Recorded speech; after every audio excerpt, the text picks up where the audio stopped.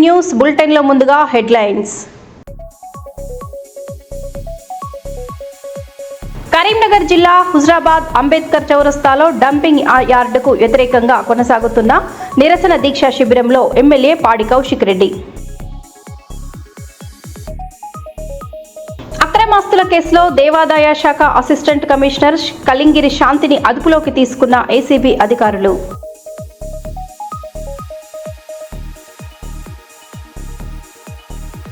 నాలిలో యువకులు పోలీసులపై రెచ్చిపోయారు. మద్యం మత్తులో బోస్ రోడ్డులో హల్చల్.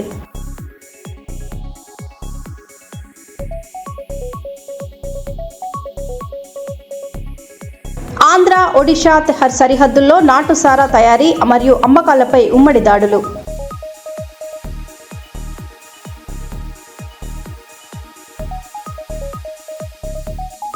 మల్కాజిగిరిలో ఫుట్పాత్పై ఉన్న షాపులు తొలగించిన టౌన్ ప్లానింగ్ అధికారులు, పోలీసులు.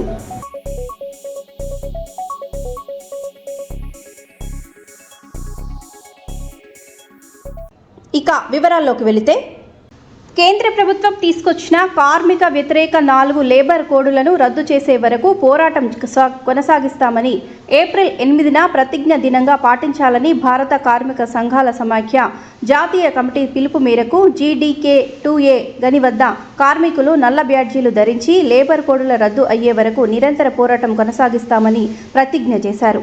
అలాగే గోదావరి ఖనిపై పైలాన్ చౌరస్తా వద్ద IFTU జిల్లా కమిటీ ఆధ్వర్యంలో నల్ల జెండాలతో నిరసన తెలుపుతూ 4 లేబర్ కోడులను రద్దు చేయాలని నిరంతరం పోరాటాన్ని కొనసాగిస్తామని ప్రతిజ్ఞ చేయడం జరిగింది. ఈ సందర్భంగా IFTU రాష్ట్ర అధ్యక్షులు I కృష్ణ, జిల్లా అధ్యక్షులు E నరేష్ మాట్లాడారు. ఈ కార్యక్రమంలో IFTU జిల్లా అధ్యక్షులు E నరేష్, ప్రధాన కార్యదర్శి B అశోక్, నాయకులు Edunuri Ramakrishna, I Rajesham, M Durgaiah, P Mondaiah, S Prasad, Pogula Shekhar, K Ellaiah, MD Yusuf, ఎడ్ల రవికుమార్ పాల్గొన్నారు. కేంద్ర ప్రభుత్వం తీసుకొచ్చిన 4 లేబర్ కోడ్స్ కార్మిక వర్గానికి ఉరితాల లాంటివని మేము భావిస్తున్నాం. పాత కార్మిక చట్టాలు కొనసాగించాలని కార్మిక సంఘాలు కార్మికులు డిమాండ్ చేస్తున్నప్పటికీ ప్రభుత్వాలు వినిపించుకోవడం లేదు. పాత చట్టాలు కొనసాగించాలని ఈ లేబర్ కోడ్స్ ను రద్దు చేయాలని రద్దు చేసేంత వరకు పోరాడతామని ప్రతిజ్ఞ చేస్తున్నాం. కార్మికుల ఐక్యత.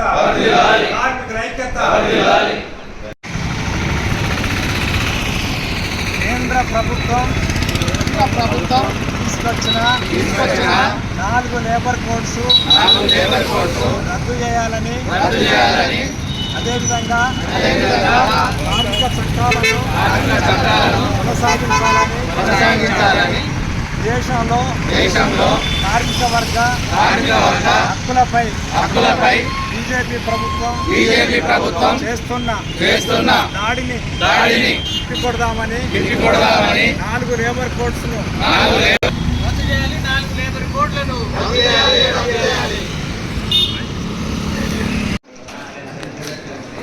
4 లేబర్ కోడ్ కేంద్ర ప్రభుత్వం 2018లో తీసుకొచ్చి దేశంలో కార్మిక వర్గాన్ని కట్టుబానిసలుగా చేయడానికి ఉరితాళ్ళు బిగించినటువంటి విషయం మనందరికీ తెలుసు. 5 సంవత్సరాల నుంచి కూడా మనం ఈ 4 లేబర్ కోడ్స్ రద్దు చేయాలని చెప్పి దేశవ్యాప్తంగా పోరాడుతున్నప్పటికీ కేంద్రంలో అధికారంలో ఉన్నటువంటి మోడీ ప్రభుత్వం రద్దు చేయడం లేదు. ఇవాళ ఏప్రిల్ 8వ తేదీన ఒక ప్రాముఖ్యత ఉన్నటువంటి దినం. ఇవాళ కామ్రేడ్స్ షాహిద్ భగత్ సింగ్, భట్కేశ్వర్ దత్తులు 1924లో నాటి బ్రిటిష్ ప్రభుత్వం అసెంబ్లీ పైన బాంబులు విసిరి నిరసన తెలియజేసినటువంటి విషయం. ఎందుకంటే ఆ రోజు public security bill, trade union bill తీసుకురావడం ద్వారా, డిస్ప్యూట్ బిల్లు తీసుకురావడం ద్వారా ఇది కార్మిక వర్గానికి వ్యతిరేకమైందని చెప్పి వాళ్ళు ఆ రోజు నిరసన తెలియజేశారు. ఇవాళ ఆ ప్రభుత్వానికి, ఇవాళ కేంద్రంలో ఉన్నటువంటి ప్రభుత్వానికి ఎలాంటి తేడా లేదనేటువంటి విషయాన్ని మనం గమనంలోకి ఉంచుకోవాలి. భారతదేశానికి స్వతంత్రం వచ్చినటువంటి 75 ఏళ్లలో కూడా మనం ఇన్నేళ్ళు అనుభవించినటువంటి కార్మిక హక్కులన్నీ కూడా హరించి వేయబడుతున్నాయి.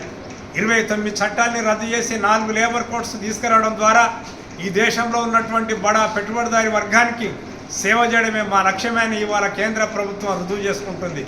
కనుక ఆనాటి ప్రభుత్వానికి ఈనాటి ప్రభుత్వానికి ఎలాంటి తేడా లేదనేది కార్మిక వర్గం గుర్తించాలి. ఈ 4 లేబర్ కోడ్స్ అర్థాయంత వరకు ఆ అమరుల యొక్క స్ఫూర్తితోని ఏదైతే ఏప్రిల్ 8, 1924లో భగత్ సింగ్ అదేవిధంగా బట్కేశ్వర్ దత్తులు ఇచ్చినటువంటి స్ఫూర్తితోని మనం పోరాడదాం. ఈ 4 లేబర్ కోడ్స్ను రద్దేంత వరకు కూడా కార్మికులందరిగా వీటిని పోరాడి వీటిని రద్దు చేసేంత వరకు కూడా ఐక్యంగా ఉద్యమించాలని ఈ సందర్భంగా నేను కార్మిక వర్గానికి విజ్ఞప్తి చేస్తున్నాను. Okay, thank you. ఈరోజు భారత కార్మిక సంఘాల సమైక్య IFTU జాతీయ కమిటీ ఇచ్చిన పిలుపులో భాగంగా గోదావరిఖని పైలాన్ చౌరస్తా వద్ద IFTU జిల్లా కమిటీ ఆధ్వర్యంలో 4 లేబర్ కోడ్లను రద్దు చేయాలని చెప్పి డిమాండ్ చేస్తూ ఇవాళ నిరసన ప్రతిజ్ఞ చేయడం అనేది జరిగింది. ఇవాళ నరేంద్ర మోడీ ప్రభుత్వం మరి అనేకమైనటువంటి కార్మిక వ్యతిరేక విధానాలకు పాల్పడుతూ 29 కార్మిక చట్టాలను 4 లేబర్ కోడ్లుగా మార్చి కార్మికులను కట్టుబానిసలుగా చేసే ఒక పరిస్థితికి తీసుకురావడం అనేది జరుగుతూ ఉంది. కాబట్టి ఈ విధానాన్ని వెంటనే మానుకోవాలని చెప్పి ఈ సందర్భంగా మోడీ ప్రభుత్వాన్ని హెచ్చరిస్తూ ఉన్నాం. 1929లో మరి భగత్ సింగ్ బట్కేశ్వర్ అయినటువంటి వాళ్ళ యొక్క పొగ బాంబులతోటి ఆ యొక్క చట్టాలను కార్మిక చట్టాలను ఏదైతే ఆనాడు వ్యతిరేకించి పొగ బాంబులు వేసి నిరసన తెలిపినటువంటి దినం ఈరోజు. కాబట్టి ఈ దినాన IFTU ఇచ్చినటువంటి పిలుపులో భాగంగా ఇక్కడ ప్రతిజ్ఞ చేయడం అనేది జరుగుతుంది. దీర్ఘకాలికంగా ఈ 4 లేబర్ కోడ్లకు వ్యతిరేకంగా దీర్ఘకాలికంగా పోరాటాన్ని కొనసాగిస్తామని చెప్పి ఈ సందర్భంగా మోడీ ప్రభుత్వాన్ని హెచ్చరిస్తూ ఉన్నాం. మానవ హక్కుల కమిషన్ కార్యాలయం వద్ద ఆత్మహత్యాయత్నం చేసిన మహిళ సంచలన ఆరోపణలు చేసింది. తనకు జరిగిన అన్యాయం, పోలీసుల దాడిపై మీడియా ముందుకు వచ్చి వివరించింది. న్యాయం కోసం పోరాడుతున్నానని, తనపై జరిగిన ఘటనపై విచారణ జరపాలని కోరింది. ఈ ఘటనపై అధికారులు స్పందించాల్సి ఉంది. సార్, నేను నెక్లెస్ ట్రైలో పనిచేస్తాను సార్. కబడ్డీగా ఉంది కదా సార్, కబడ్డీ కూడా కాడ నేను పనిచేస్తా. 1307లో పనిచేస్తాను సార్. 5 సంవత్సరాలు అయితే నేను పనిచేసి ఇప్పటి వరకు నా మీద ఏ నింద వేయలేదు సార్. ఆమె దగ్గర మంగళసూత్రం పోయింది అని చెప్పింది సార్. ఫస్ట్ చెల్లేదని చెప్పింది సార్. మేడం నేను వెతుకుదాం మేడం అని చెప్పిన సార్. ఇంట్లోకి పోయినా సార్. ఇంట్లోకి పోతా బయట బాల్కనీలోనే నన్ను కాలు పెట్టి తన్నది సార్. ఏం అవసరం లేదు, నేను గాంధీనగర్ పోలీస్ స్టేషన్లో ఇచ్చిన, నువ్వు అక్కడికే పోయి మాట్లాడుకో అని చెప్పింది సార్. నేను ఆడికి పోయినా. మళ్ళీ వాళ్ళకి ఫోన్ చేసింది. ఫోన్ చేసి, శ్రీవాణి నువ్వు అక్కడికి ఎందుకు పోయినావు, నేను ఫోన్ చేసినా కదా, నువ్వు వీడికి రా అని చెప్పి సార్ ఫోన్ చేసింది సార్. నేను ఆడికి పోయిన తర్వాతకి సార్ నేను తీయలేదు సార్ అన్న సార్. మళ్ళీ 2వ పిలిచిరు. 3వ పిలిచినాక ఇట్లా అట్లనే అన్న. మళ్ళీ వాళ్ళకి ఏం చెప్పింది, దాన్ని పిలిస్తే అది వస్తలేదా, నా దగ్గర సొసైటీలోకి పిలిస్తే B బ్లాక్ 1307కి రామంటే వస్తలేదు, ఈ బ్లాక్ 404కి పోయింది అని చెప్పి అన్నది సార్. నేను అన్నా మళ్ళీ మేడం మీరేమైనా పోయినా కానీ మళ్ళీ నా మీద అంటారు, పోలీస్ స్టేషన్లోనే మాట్లాడతా మేడం, నేను ఏం మాట్లాడాను అని చెప్పిన సార్. చెప్పంగానే ఆమెమన్నది, సరే నేను చూసుకుంటాలే, నేను ఇప్పటి వరకు సీరియస్ కాలే, ఇప్పుడు నేను సీరియస్ అయితే నేను మీద కంప్లైంట్లు ఇయ్యలే, ఇప్పుడు నేను కంప్లైంట్ ఇస్తా అని చెప్పి ఆ రికార్డింగ్ కూడా నా దగ్గర ఉంది సార్. ఆ రికార్డింగ్ పోయి పోలీసు వాళ్ళకి వినిపిస్తే పోలీసు వాళ్ళు ఏమన్నారు, పెద్ద వాళ్ళది రికార్డింగ్ చేస్తామని చెప్పి నన్ను శనివారం సాయంత్రము 4 గంటల నుంచి 7 గంటల వరకు కొట్టిరు సార్. 40 నుంచి 30 దెబ్బల వరకు కొట్టి నన్ను నడిపించుకుంటూ కొట్టిరు సార్. నేను తీయలేదు సార్, తీయలేదు అన్నా గానీ, తీయలేదు, నువ్వు పెద్దోళ్ళతో పెట్టుకుంటావా మేడం, ఫోన్ రికార్డింగ్ చేస్తావా అని చెప్పి నన్ను మస్తు కొట్టిరు సార్. బేవస్ కూడా అయినా కానీ నీళ్ళు చల్లి మరీ కొట్టిరు సార్. చొంపల మీద కొట్టిరు. ఒక 2 కానిస్టేబుల్, ఒక మేడం శ్రీవాణి అని ఉంటది, ఆమె నా కాళ్ళ మీద నిలబడ్డది. ఇంకొక ఆమె నన్ను బెల్టులు తీసుకొని కాలు కట్టేసి కొట్టిరు సార్. ఈ దెబ్బలకు నేను ఏగలేకపోతున్నా, నాకు ఊరేసేసానంటే నెక్స్ట్ అదే చేస్తేనే నేను చూడు, నువ్వు నీ బతికెంత నువ్వెంత అని చెప్పి నన్ను కొట్టుకుంటా గలంజే అనుకుంటా తిట్టుకుంటా మరీ నన్ను కొట్టింది సార్. నేను ఇప్పటి వరకు నేను ఏం తప్పు చేయలే అని చెప్పి నా నెక్లెస్ ట్రైలో కూడా పోయి సార్ మొత్తం మాకు చెక్కింగ్ ఉంటుంది సార్, మిషన్లు ఉంటాయి సార్. 5 ఏళ్ళు అయితే నేను పనిచేసి ఇప్పటి వరకు ఇట్లా వాళ్ళ దగ్గర లేదు. సొసైటీలో మొత్తం నిన్న నా పేరు నా ఫోటో పెట్టి సొసైటీలో మొత్తం ఈ అమ్మాయి దొంగతనం చేసిందని చెప్పి మొత్తం సొసైటీలో మొత్తం రాకుండానే చేసింది సార్.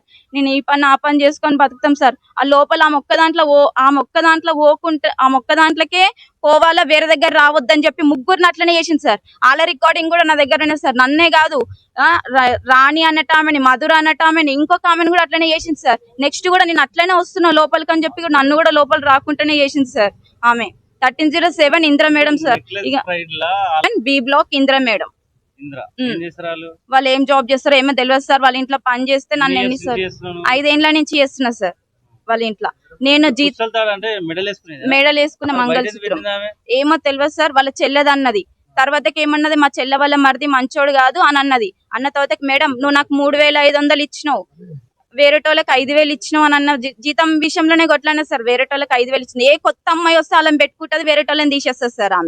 ఆమె మాకు సొసైటీలో బుక్ ఉంటది, వాళ్ళు జీతం ఇచ్చింది కూడా మేము కింద సొసైటీలకు చెప్పాలి సార్. వాళ్ళకి చెప్పి మేము చెకింగ్ ఉంటది, వాళ్ళకి ఎంత జీతం ఇచ్చిందో మాకు పేపర్ మీద మెన్షన్ ఉంటది. మళ్ళీ తర్వాత శ్రీవాణికి ఇంత ఇచ్చిరా అంటది. మా దగ్గర పైసలు ఉన్నా గానీ వాళ్ళ దగ్గర పోయి చూపించి చెకింగ్ చేయించుకొని అవుట్ చేయించుకొని మేము బయటికి పోవాలి సార్. ఇప్పటిదాకా నా దాంట్లో లోపల దొంగ పేరే లేదు. ఈమె నా పేరు రాసి సొసైటీలో మొత్తం నా ఫోటో చూపించి ఈమె దొంగ దొంగ దొంగ దొంగ మీ దగ్గర కూడా పోతే కూడా రాసేసేయండి అని చెప్పి వచ్చిన సార్. నాతో పాటు చాలా మంది కూడా పనిచేసేవాళ్ళు ఉన్నారు సార్. ఇప్పుడు నేను కిరోసిన్ పోసుకున్న స్థితికి వచ్చినంటే చాలా మంది కూడా అట్లనే అవ్వచ్చు కదా సార్. లేదు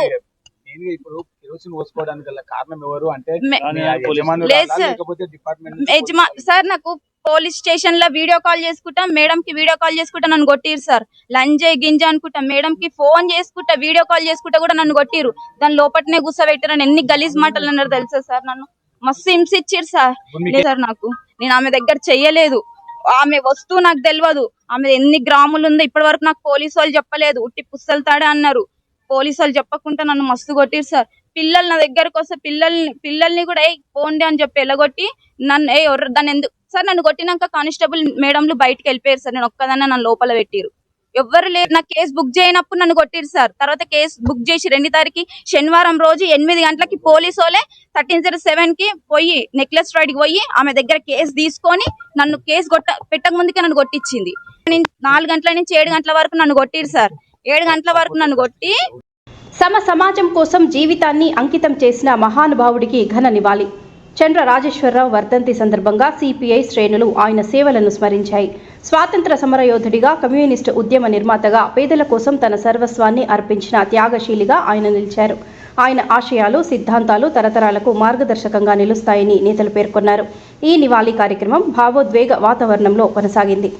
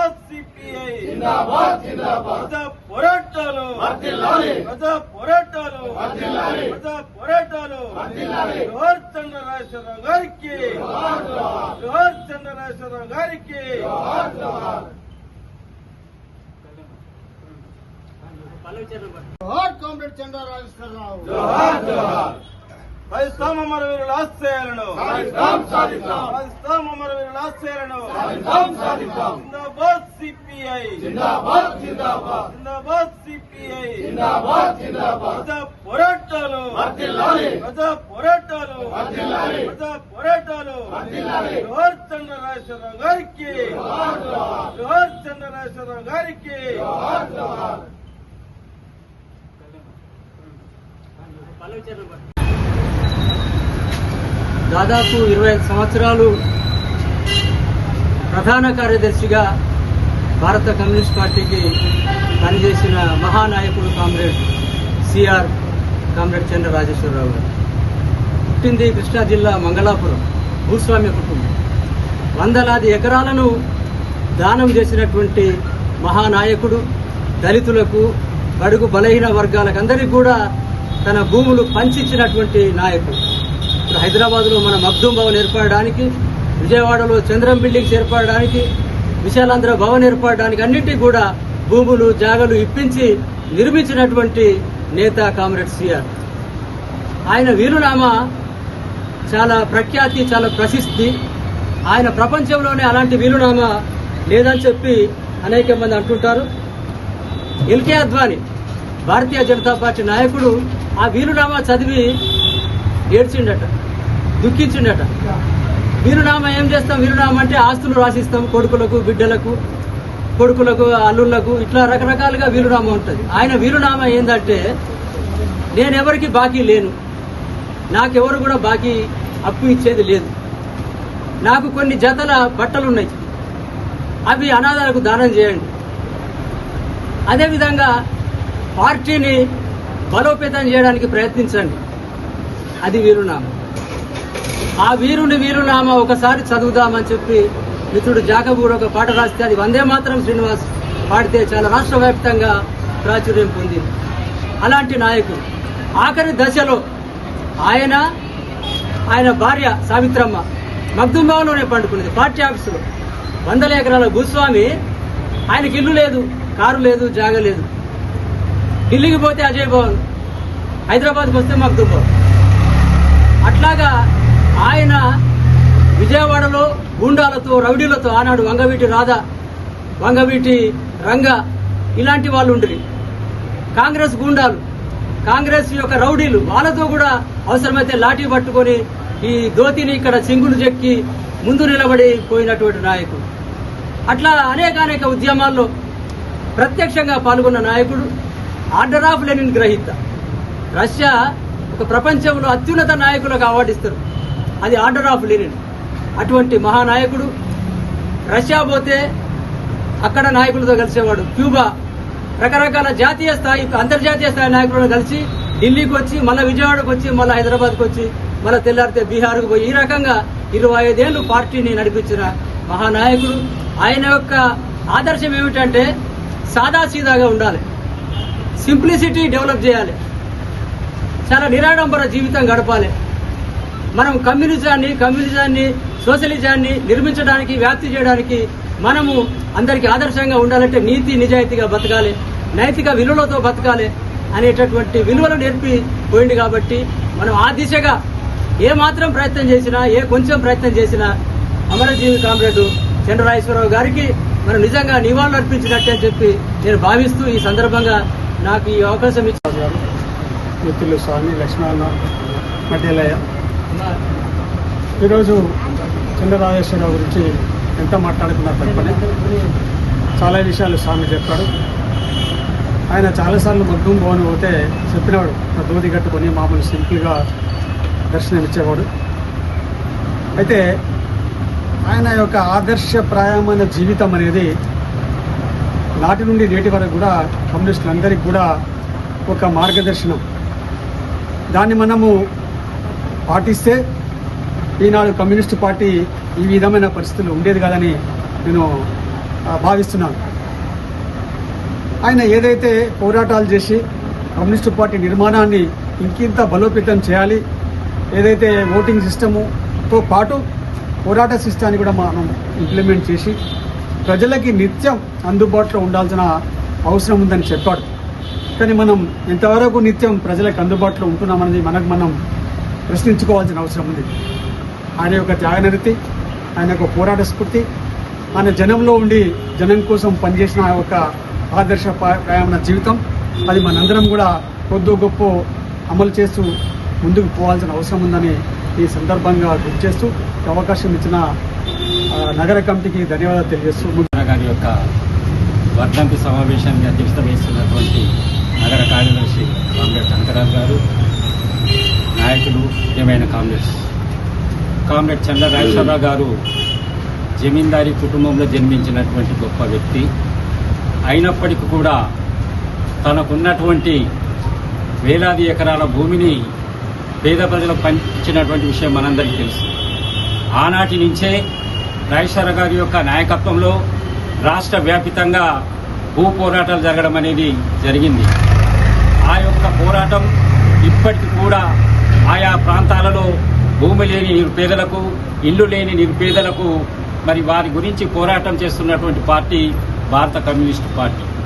ఆ తర్వాత అనేకమైనటువంటి ప్రభుత్వాలు పేద ప్రజలకు మేము భూమి ఇస్తామని ఎన్టీ రామారావు గారి నుంచి మొదలు పెడితే ఇప్పటి మరి ఈ ముఖ్యమంత్రి వరకు కూడా అదే విషయాన్ని చెప్పడం అనేది జరుగుతుంది. కేసీఆర్ గారు అన్నారు దళితులకు 3 ఎకరాల భూమి ఇస్తామని, అది దాదాపుగా ఫెయిల్ అయింది. అదేవిధంగా ఇప్పటి ముఖ్యమంత్రి రేవంత్ రెడ్డి గారు మరి ఇండ్లు లేనటువంటి వాళ్లకు ఇళ్ల స్థలాలు ఉంటే ఇల్లు నిర్మించి ఇస్తాం, 5 లక్షల రూపాయలు కూడా నిర్మాణానికి ఇస్తామని చెప్పడం జరుగుతుంది. ఇది కేవలం బడ్జెట్లో అంకెర గ్యారెంటీగా ఏర్పాటు చేస్తుంది తప్ప వాస్తవ రూపం దాల్చడం అనేది లేదు. అంటే చెప్పే పనుల మీద మాటల మీద చిత్తశుద్ధి లేకపోవడం మూలంగానే ఈరోజు రాష్ట్ర వ్యాప్తంగా భారత కమ్యూనిస్టు పార్టీ ఆధ్వర్యంలో భూ పోరాటాలతో సహా ఇండ్లు లేనటువంటి నిరుపేదలకు ఇళ్ల స్థలాలు ఇప్పించడం కోసం అనేకమైనటువంటి పోరాటాలు చేయడం అనేది జరుగుతుంది. సరే, ఏదేమైనా మన ప్రాంతం లోపల కూడా ఎక్కడైతే ప్రభుత్వ భూములు ఉన్నాయో ఆ ప్రభుత్వ భూములను మరి మనము ఐడెంటిఫికేషన్ చేసుకొని భూ పోరాటం చేయవలసినటువంటి అవసరం ఈనాడు ఎంతైనా ఉన్నది. సరే, రాజేశ్వరరావు గారి గురించి ఎంత చెప్పుకున్నా నిరంబరమైనటువంటి జీవి. అదృష్టం ఏంటిదంటే మరి ఆనాడు 83-84 సంవత్సరంలో మగ్దుం భవన్లో 45 రోజుల పొలిటికల్ క్లాసులు పెట్టడం అనేది జరిగింది. ఆ 45 రోజుల పొలిటికల్ క్లాసులకు మా ఎల్లారెడ్డి భవన్ నుంచి కామ్రేడ్ రేసాయిలే గారు వెళ్లడం అనేది జరిగింది. అతన్ని చూడడం కోసం మేము మగ్దుం భవన్కి వెళ్తే ఆ రోజు మేము రాజేశ్వరరావు గారిని చూడడం జరిగింది. పెద్దలు చెప్పినట్టుగా ధోతి బనీను కూడా అది కుట్టించినటువంటి బనీన్ కామ్రేడ్, అంత నాకంత ఇది లేదు కానీ ఆ కుట్టించినటువంటి బనీన్ ఆయన మీదికి వచ్చి ఆ క్యాంటీన్లో మరి ఏం తినడానికి వచ్చిండో కానీ అల్పాహారం చేయడానికి వచ్చింది. అంటే అంతటి గొప్ప మహానుభావుడు, ఈ దేశానికి ప్రధాన కార్యదర్శిగా సుదీర్ఘకాలం పోరాటం చేసినటువంటి వ్యక్తి. విద్యార్థుల అభివృద్ధికి కృషి చేస్తున్న మంచిర్యాల జిల్లాలోనే ప్రముఖ విద్యా సంస్థ వివేకవర్ధిని డిగ్రీ మరియు పీజీ కళాశాల సిల్వర్ జూబ్లీ ఉత్సవ వేడుకల ఈవెంట్ను ఆటపాటలతో డీజే స్టెప్పులతో కేరింతల నడుమ సందడిగా నిర్వహించారు. బుధవారం పట్టణంలోని సాయి మిత్ర గార్డెన్స్లో నిర్వహించిన కార్యక్రమంలో కళాశాల ప్రిన్సిపల్ ఆర్ శ్రీనివాస్ జ్యోతి ప్రజ్వలన చేసి కార్యక్రమాన్ని ప్రారంభించారు. ఈ సందర్భంగా ప్రిన్సిపల్ మాట్లాడుతూ విద్యార్థులు స్నేహపూర్వక వాతావరణంలో మెలగాలన్నారు. విద్యార్థులు విద్యార్థి దశలోనే ఉన్నత లక్ష్యాలను ఎంపిక చేసుకుని వాటిని సాధించడానికి నిరంతరం కృషి చేయాలని, మనసు పెట్టి చదివితే సునాయాసంగా లక్ష్యాన్ని చేరుకోవచ్చని అన్నారు. అలాగే పోటీ ప్రపంచంలో విద్యతో పాటు అన్ని రంగాల్లో రాణించినప్పుడే చదివిన చదువుకు సార్థకత ఉంటుందని అన్నారు. విద్యార్థుల లక్ష్య సాధనలో కళాశాల యాజమాన్యం నిరంతరం తోడ్పాటు అందిస్తుందని అన్నారు.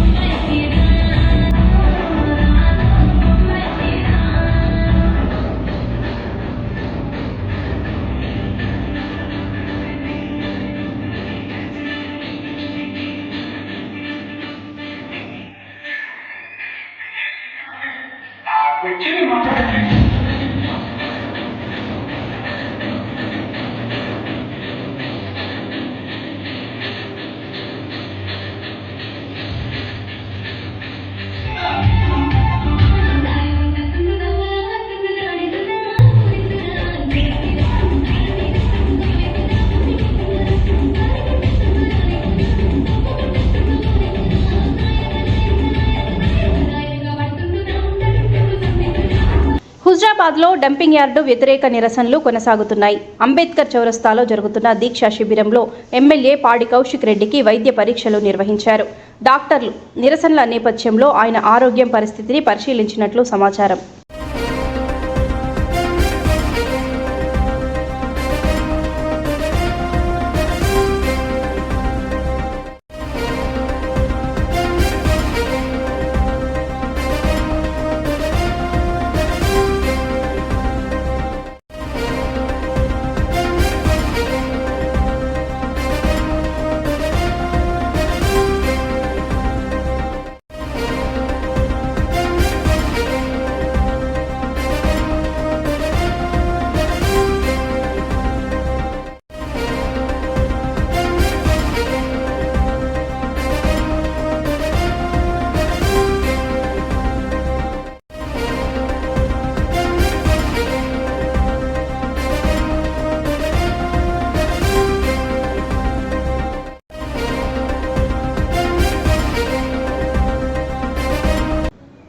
మరో బులెటిన్లో మళ్ళీ కలుద్దాం. నమస్తే.